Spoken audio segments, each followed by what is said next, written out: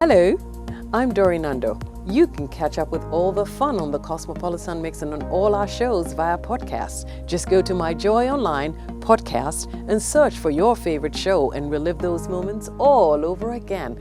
Only on Joy 99.7 FM, radio for discerning listeners. Super Hits Radio, Joy 99.7. All right, so it's still the AM show, and we're going to get into AM Talk. AM Talk, we're going to be talking about the CDG survey that was released yesterday. So we'll be getting into the details and how people are not so keen and so excited about how the president is handling a number of issues in the government. So we'll get to that, but I'd want us to say happy birthday to one of our colleagues here. He's with the logistics and anymore, how do you distribution? Logistics and distribution department of the company. Okay. Logistics and transport department. Essentially, he's one of our drivers. But anymore, I thought we should find a nicer title. Wow. This is how you throw me under the bus. Oh, David. No, but it's good. You know, if Adam hadn't done it, Israel would have done it. If Adam had not denied his and put it on a woman, Israel would have done it. So it was inevitable. I wasn't born. But happy birthday to you, George. He's one of our, he's a great guy. Yeah, he is a great guy. Happy birthday, George. Yeah. And may God bless you abundantly, abundantly. Open the heavens over your life. Amen. Amen. All right. So let's get into the conversation. President Akufo-Addo and his administration don't seem to have impressed much with the fight against corruption, according to a survey conducted by CDG Ghana. Now, 53% of Ghanaians are not confident government will protect the country's financial resources. Majority also do not believe the president intends to curb corruption. So we'll be getting into the survey findings. These are just the highlights, but would want you to join us with your views on the AM show. So we posted it on Facebook. Let's get to see if we have any comments there before we actually get into the conversation proper. But yeah, you should feel free to join us with what you think, where you stand as far as the findings are concerned. But we have Dr. Kwame Asah-Asante. He's a political scientist with the University of Ghana, and he's joining us for some analysis on that. And so we'll be speaking to him in a bit. So thank you very much and good morning to you, Dr. Asah-Asante. But I'd also want us to start with Paul Osei-Kuffour, who's a senior officer at CDG Ghana. They put together the findings, and so let's get into that. So we'll start with you, Paul Osei-Kuffour. Good morning to you. Good morning, Israel, and good morning to your co-panelists. Good morning to Dr. Asah-Asante. All right. Good morning, Paul. Yeah. So let's get into it, Paul. So these findings, what's the whole idea? Why the survey? So just let me give you a little background to the survey. All right. So it's a national representative sample of adult populations. All respondents are randomly selected. And one thing we do is that the sample distribution across regions in terms of urban and rural areas is proportionate to the share of the national population. And so when we say it is representative and it's also a sampling technique, it means that every adult citizens, that's any Ghanaian citizen above the age of 18 years has an equal chance of being selected. So generally, we interview about 2,400 adult citizens.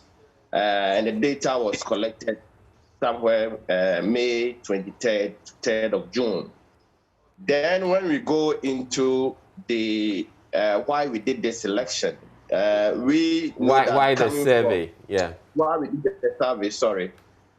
Coming from the elections, there have been some outcomes that it would be good to seek or gauge Ghanaians' opinions on them. A key point is that President Akufo-Addo got elected as president, though he lost a significant number of votes compared to the 2016 elections. The MPP also lost a significant number of seats, I think 32 in all, losing 31 to the NDC and then 1 to an independent candidate that is one of their own. And also the first time we also have the Speaker of Parliament being a staunch member of the opposition. So we went to the field to ask Ghanaian opinions on a number of issues. Key among them was how are they interpreting the outcome of the elections, particularly the parliamentary one, where we have a hung parliament. Also, we were interested in the opinions and expectations on the likely impact of the hung parliament. That's what I just mentioned.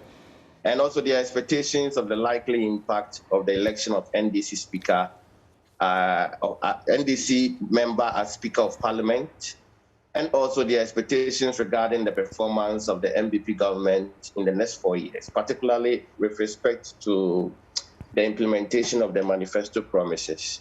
So this is the background to the study. Okay. If you ask me. All right. So essentially, once you saw some indications or some interesting developments from the elections, you thought, okay, it would be good to find out why this occurred. Essentially. Exactly. Okay. Because the 2020 election also produced some unique outcomes. Yeah, the unique. The first time we're having a hung parliament. Yeah, the unique and outcomes. The first time we are also having an opposition, a staunch member, serving as the Speaker of Parliament. So some outcomes were quite interesting for us to assess citizens' opinions and expectations around them. And most critical was the MPP losing a seat of about 32.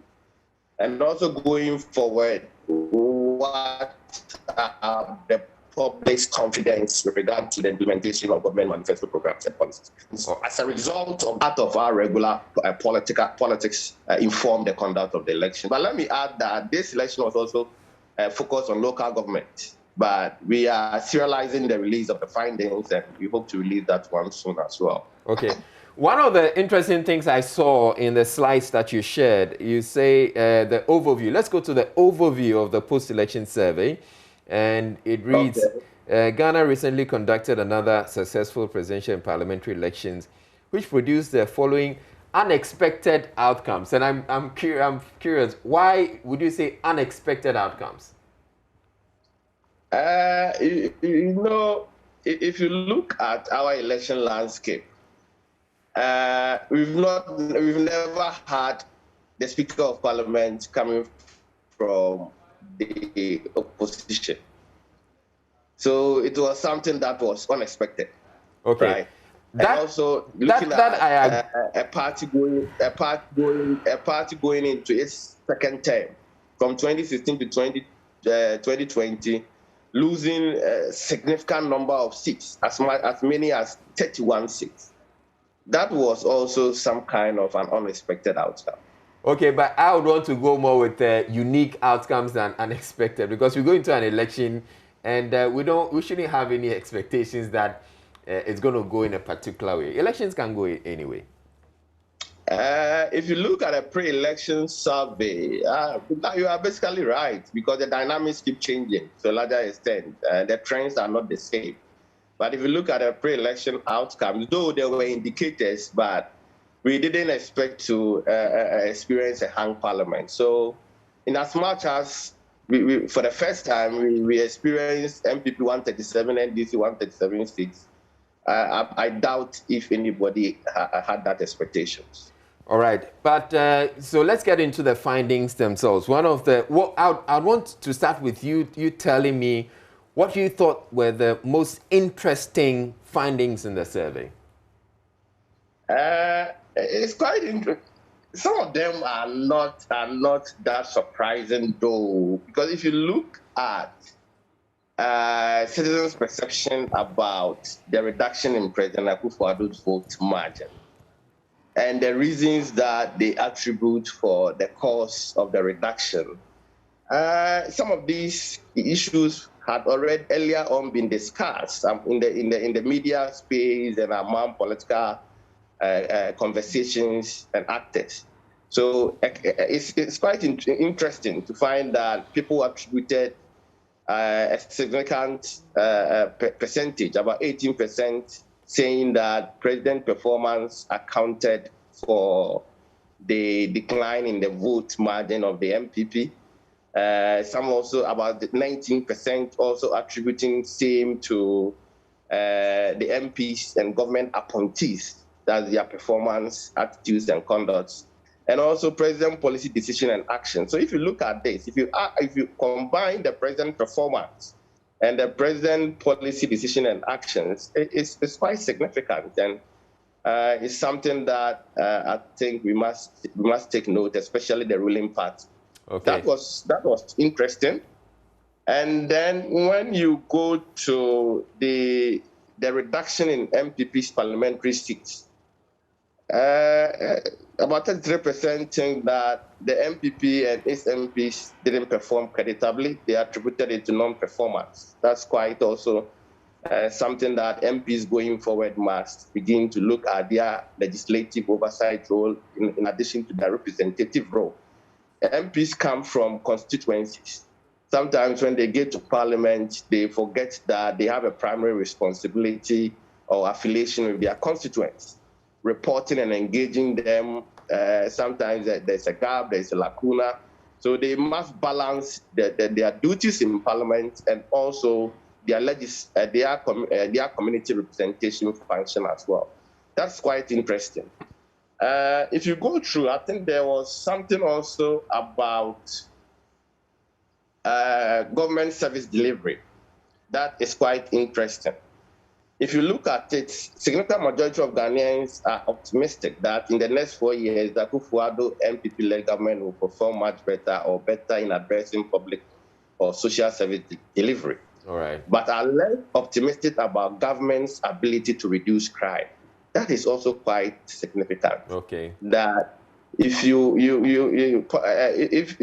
if we happen to improve all the development indicators and indices, but we don't have a stable, peaceful environment for citizens to conduct their business, to enjoy public services, then it's quite worrying. And if you look at the trend of events regarding the crime situation in Ghana, I mean, every day you either hear domestic violence or you hear people are, not on a daily basis, but the regularity of these reports is quite alarming.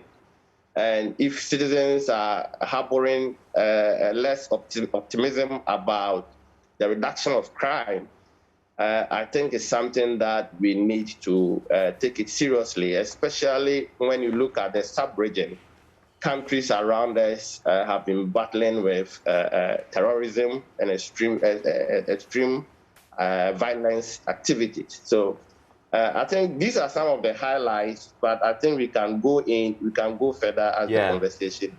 We will go further into it. One of the questions I would want to ask you is what you make of some of the spin that has been put on it. So we have one headline in the Daily Statesman saying, Ghanaians reaffirm confidence in Akufo-Addo's leadership. So then I'm asking, is this the kind of headline you're expecting was going to come out of or does it tally with whatever you have or the survey that you did? But I want to bring in Dr.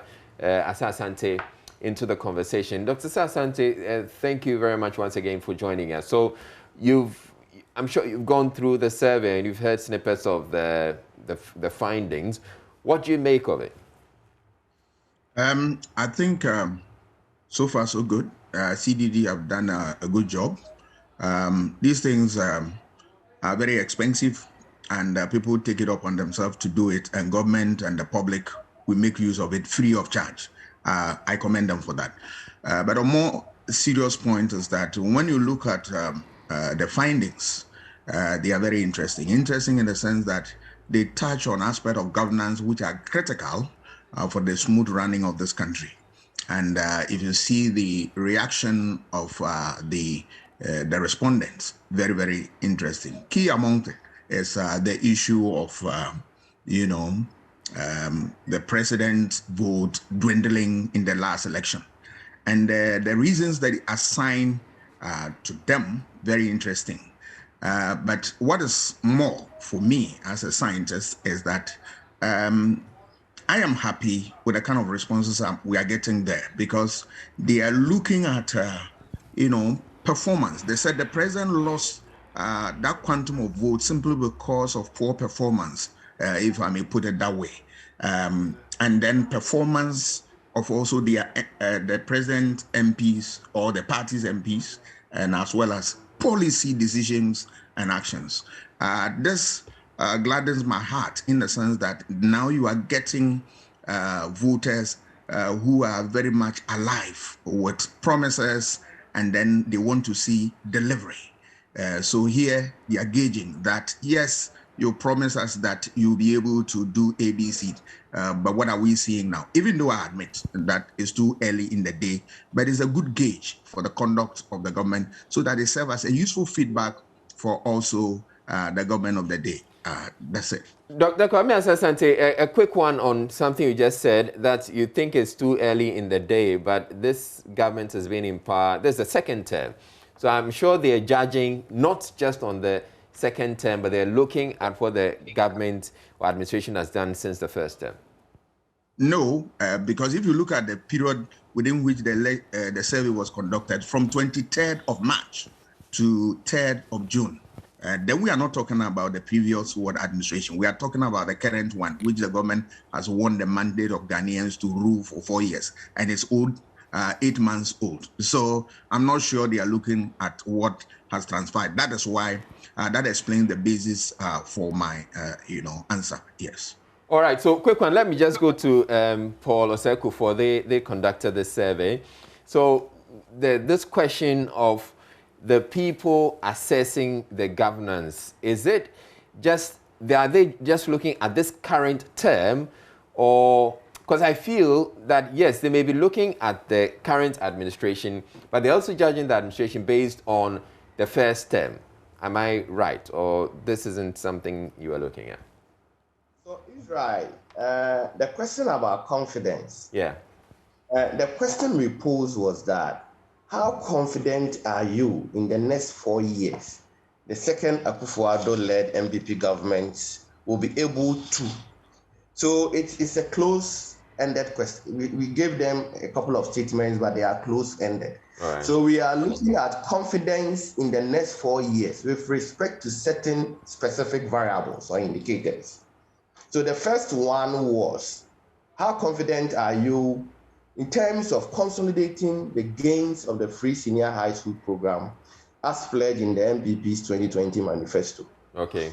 And basically most of the responses were split. So it's a kind of a mixed reaction.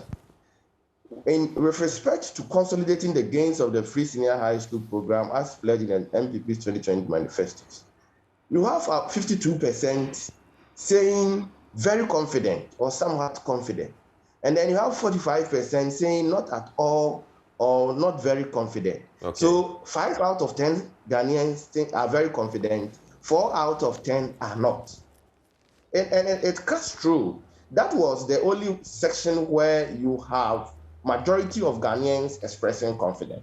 With the rest, though the responses were split, majority largely went to those who express not at all or not very confident. So in the case of confidence in government, extending electricity to cover the entire population as pledged in the party's 2020 manifesto in the next 4 years, that's 2020 to 2024. Majority, it was a split, this one was split 48%. Okay. Reopen discussions on MMDC's election on partisan line as pledged in the party's 2020. This one too, there's a 1 percentage point difference. 47 not at all or not very confident, 46% very or somewhat confident. So basically all of them, 4 Ghanaians each express confidence or otherwise. All right. With regards to that policy promise. Okay. Then expand the one district, one factory initiative across the country as pledged in the MP. This is where you see strong variation, with 57% indicating that they are not at all or they are not very confident, compared to 40%. So where 6 out of 10 Ghanaians express less optimism about the MPP government's ability to expand the one district, one factory initiative across the country. 4 in 10 Ghanaians express very or somewhat confident. So it's kind of a mixed and a split decision. So you cannot give a blanket or a general tagline or headline about these responses unless you pick specific indicators or specific statements that were put across. All right. Now, let me come back to Dr. Kwame Asante. So, yes, we've established that bit. So, can we continue with the other interesting findings you found in the survey? Yeah. I thought Israel would have projected for me because I don't have some of these things. But all right, so let me know which yes. one you'd want me to project and we'll put it up. That's a difficulty. If you Okay. can pick some areas, because I don't have energy in my house here, so as I'm in a tight corner. If you can project something, all right, so for me to comment on. we'll project some of them for you to go through. Sure. That's fine. All right, Echo. Let's go to page. Let's start with page 12, I believe. And then we can get into the conversation. So, Dr. Kwame Asante, or rather, let's go to page 15. Citizens' perceptions about the reduction in President Nana Akufo-Addo's vote margin. So, a cumulative 58% attribute the reduction in President Nana Akufo-Addo's vote margin to his policy decision and actions, his MPs and appointees' performance, and the president's performance. So that's one of those that we can discuss.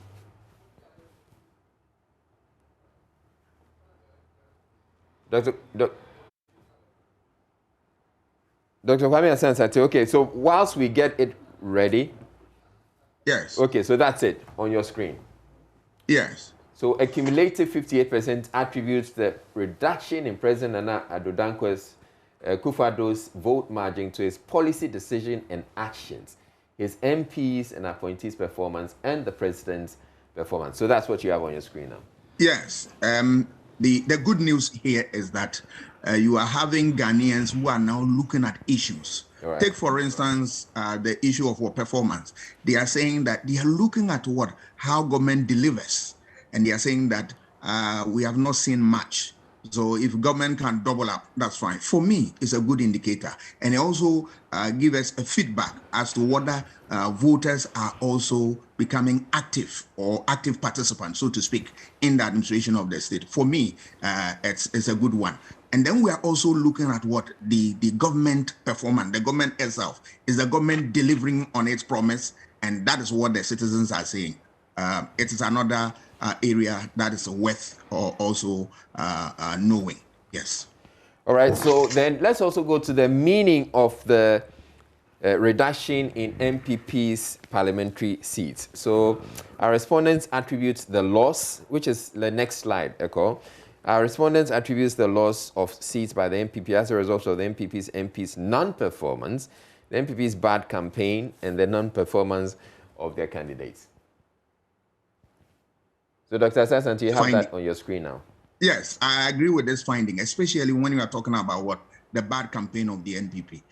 Going to the elections, you recall that a number of issues came up, such as corruption against the NDC with regard to Airbus and other issues. I was so surprised that during the heat of the election, that issue was shoved under the carpet. Nobody heard of it. And I was so surprised that something you believe so strongly, it did not feature. And if you look at the strategy for the campaign, it did not go down well, because in election campaigning, you strategize in such a way that you build your message at the national level, at the regional level, and at the constituency level. We saw a disjoint in this issue to the extent that you have a DCE who is at the constituency knowing everything on the ground. And at the end of the day, when we went for election, over 30 ministers and deputy ministers were swept away by the tsunami of the voters in the election. It tells you that there was something wrong at the local level, and the DCE, the regional ministers, could not pick and then communicate to the authority. That was a poor campaign. And if you look at the messages that they churn out, they were a bit jerky in the sense that certain constituency-specific messages were not delivered, they were not identified and sent to the right areas, and he gave them the results that we had. So bad governance, yes, I agree with that.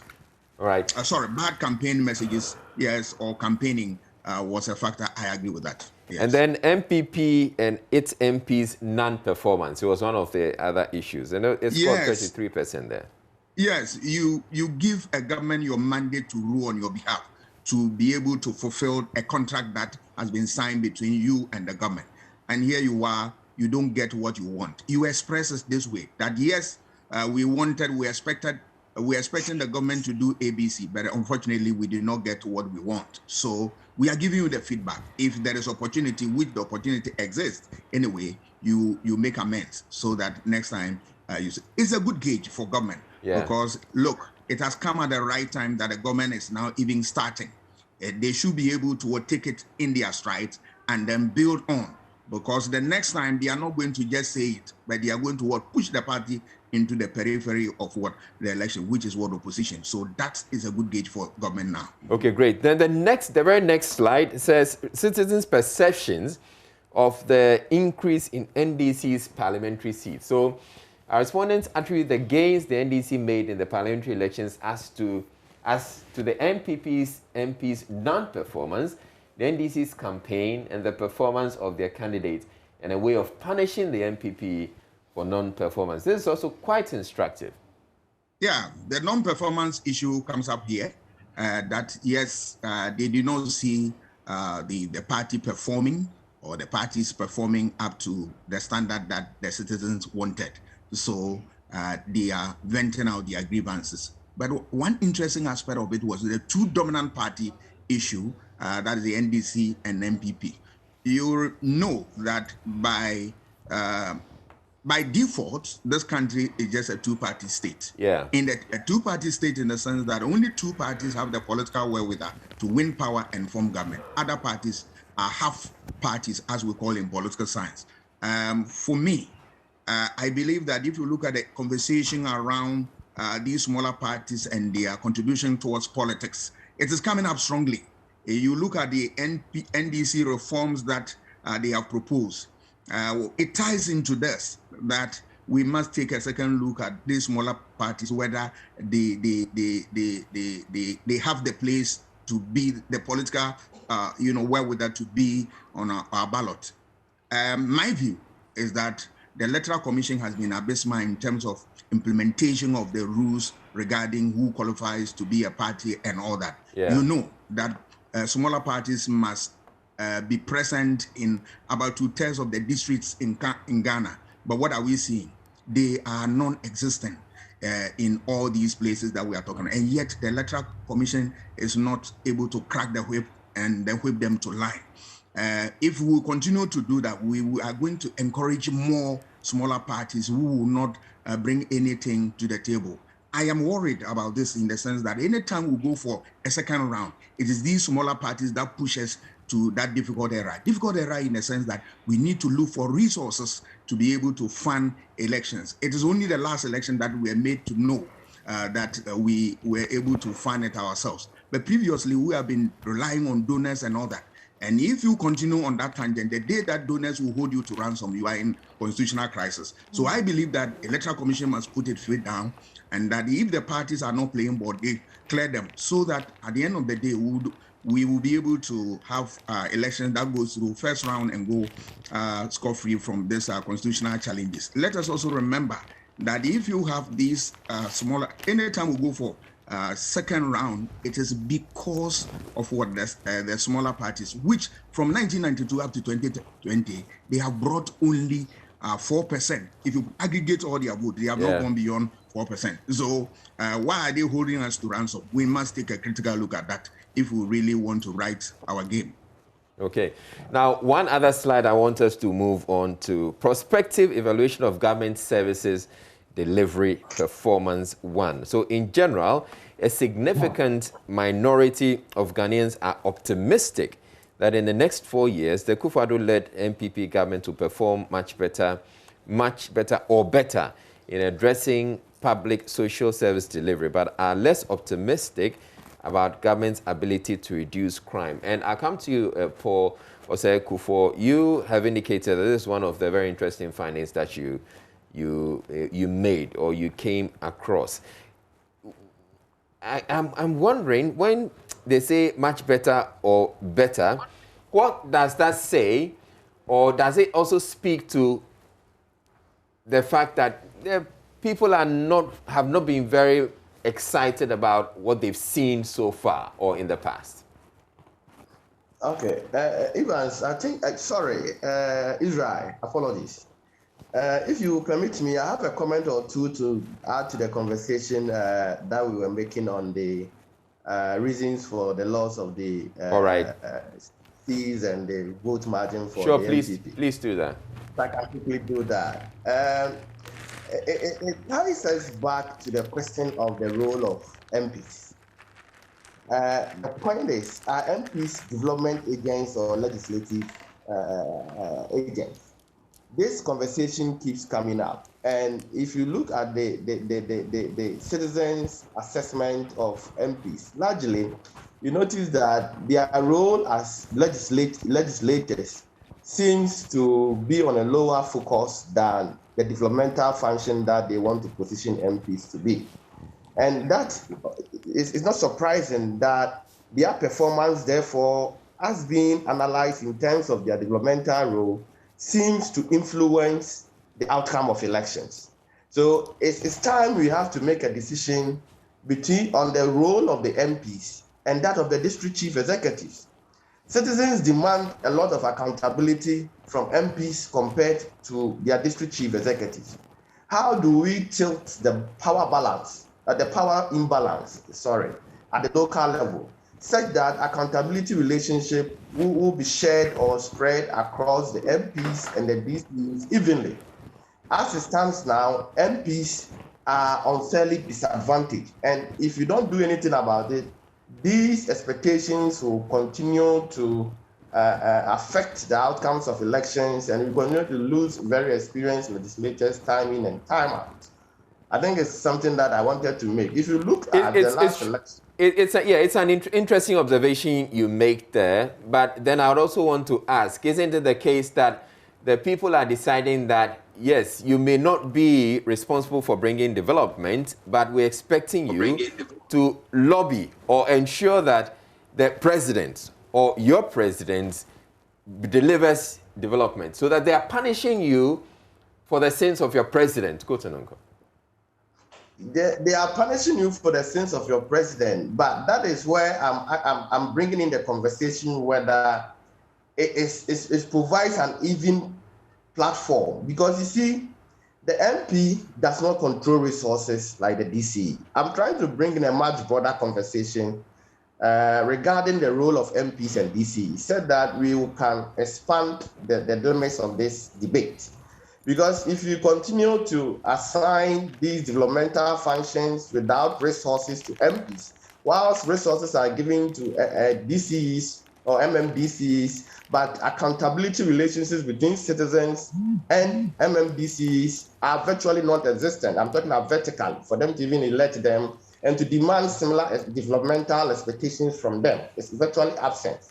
MPs will continue to carry a very huge burden that no MP can really perform to the satisfaction of their constituents, especially in a COVID era like this, where we are all complaining about resources. MPs have limitations. I'm not holding brief for them, but I'm trying to bring in that we must begin to look at the power relations between MPs and DCs critically. I get your point, Mr. Osei-Kuffour, but I want to bring in Dr. Kwame Asante here too. So Mr. Paul Osei-Kuffour is making the point, Dr. Kwame Asante, that yes, we seem to want to put the MPs in a position where we're expecting development from them, but they are not supposed to be the development agents. Even though others would also have argued that, yes, the MPs go about and promise, and they make promises during campaigns. But I feel, or the way I'd want us to look at it also is, could it be that when they say the MPs are not performing, they're boxing them together with the president. So they're expecting that the president would deliver. Because during campaigns, the president will go about with the MP, the candidate, and they will make promises. So they expect that, yes, once you win power, you would ensure that your president delivers on the promises he made with you. Yeah, it's right. A good observation here you've made. I also want to add my voice here. That problem is, has been caused by the parties themselves, if I might say so. And you rightly pointed out this. And that sometimes they go around, that is the MPs, promising a development that they know very well that they don't have the wherewithal and they have the capacity and all there is to it to deliver. They go and promise this. So at the end of the day, what do you expect from the voter? Yes, because let us think about the rational choice perspective angle of every voter. That yes, when I'm going to vote, I look for opportunities, things that will further my interest. So if you promise to deliver development in my area, and based on that, I do my calculation, I decide that I want to give you my vote. Why not? I will. But if I see that you are not delivering, then I'll punish you for that, delivery of the promise. That is fair. It's a fair argument. The other problem is also that it brings to the fore a problem that is associated with governance in this country. That if you go to the directive principle of state policy, there is a provision that says that development must be widespread, must cover every nook and cranny of this country. So when people feel that they have been left out in terms of development, you see them coming up to express themselves in terms of voting. Because let us remember that the ordinary man who sells in the street has no power apart from the power to change people who lead the affairs in the state. And for me, that is why you are seeing the kind of reaction that you are seeing, that people are tying performance to this thing and punishing them alongside with the president and his party. The other bit is that, look, MPs and, civil society and all that, we have failed to educate the masses about the role of an MP, that the MP goes to parliament to make laws. We know that occasionally they have to go to their constituencies to hold ABBA and then educate their people about government policies and programs, and also take from them their concerns and present them in parliament for onward presentation to government for redress. This is the very basic role of an MP. But when you have parties now having the penchant of going around to promise development, then the question is now who calls them? They have their fingers bent, they must carry their own cross. Yeah.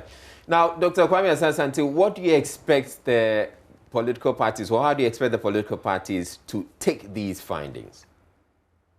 It is a good call for the ruling party to make use of this information, very useful information, which they are getting free of charge. As CDD, they spend a lot of money in producing this, but they are giving it free of charge to government. Government must be sober, look at them, reflect on them, and incorporate them into the work that the government is doing. Let us also know that, we are happy that the government has just started. So it is not a worst case scenario.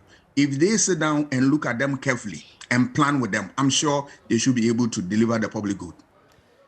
Mr. Osei-Kuffour, what has been the reactions you've gotten from the political parties? I know that they were there during the presentation. What have they had to say about it? Israel, I think this not being the first time that we've done this kind of survey, they understand the dynamics, the methodology that we adopt. So at the session yesterday, they accepted it in good faith that they are going back to look at the findings and use it to re-strategize, especially on the part of government. Some of them were not so much in support of the findings around a few, one or two of them around corruption or so, the MPP especially. But they accepted it generally to work with it and to use it for policy planning and to influence government policies and programs. The NDC was also represented. They also felt that governments has a lot of work to do to meet the confidence and aspirations of Ghanaians. So yes, I can imagine that the NDC, they're excited about the survey, because I heard them say that yes, they're telling the MPP, this is what we've been telling you all this while, and the CDD survey has just confirmed it. Even though in the not too distant past, you were not so much of a darling when it came to the NDC. Oh, I think for the past 10 years I've worked with CDD Ghana. We've had a very productive, fruitful working relationship with the NDC all this while. They've been participating in most of our programs.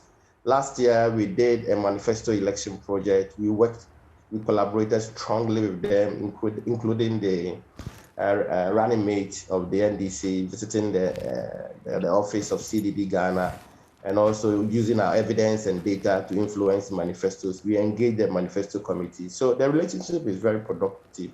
And I think that is how it's supposed to be. CSOs are not anti-government. CSOs, our focus is to support government's agenda, whatever it is, to ensure there's efficiency, there's economy, government respect rule of law, government creates equal opportunity for all, society is inclusive.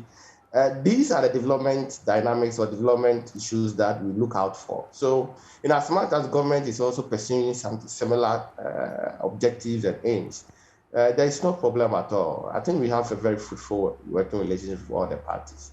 But before we go, I want to make this point that we must hear strongly from government on how to address unemployment.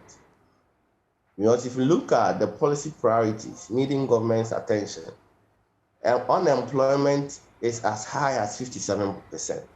And I'm sure you will all not be surprised, though you may not want to blame government entirely because COVID has also taken a toll on the economy.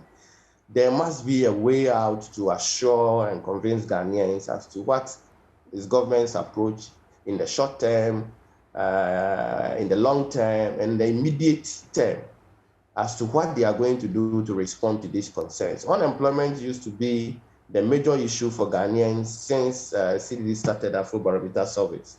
In 2014, economic management was the #1 priority issue. In 2019, that's the pre-election survey, infrastructure and roads were the main issues of utmost importance to Ghanaians.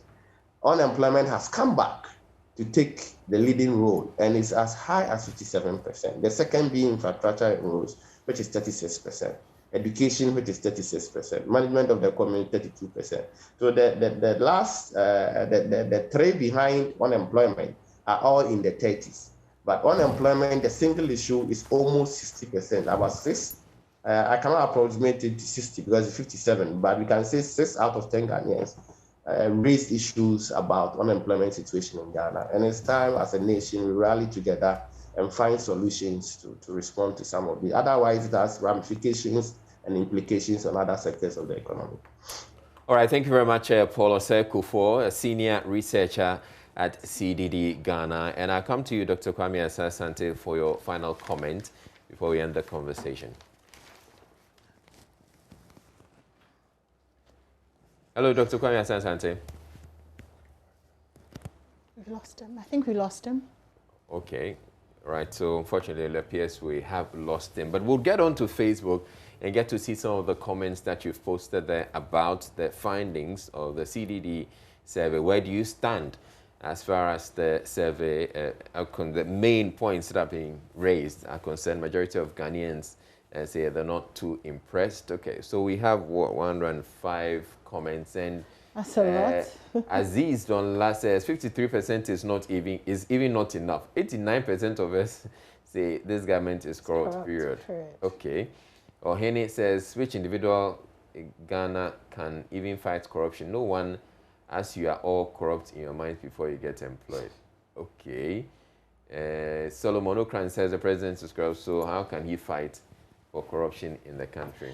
Okay, Samson Jan says the NPP and the government brought this on themselves. Emmanuel says CDD is a political institution. Why? Because they didn't specify when the president started fighting corruption, but they've sat somewhere and popped up something saying it's Ghanaians. Okay, okay.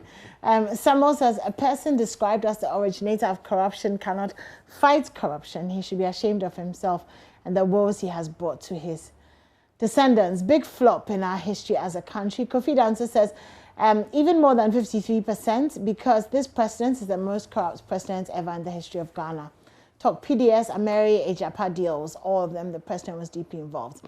Wisdom says, I stand with the majority of the respondents because of the Osafomaf case, PDF scandal, the contract deals of the company at the airport, how the health minister conducted himself in the recent vaccine acquisition, and how he was exonerated by the presidency, etc. That's Wisdom's view on that question. Wastoni says, oh, this is serious.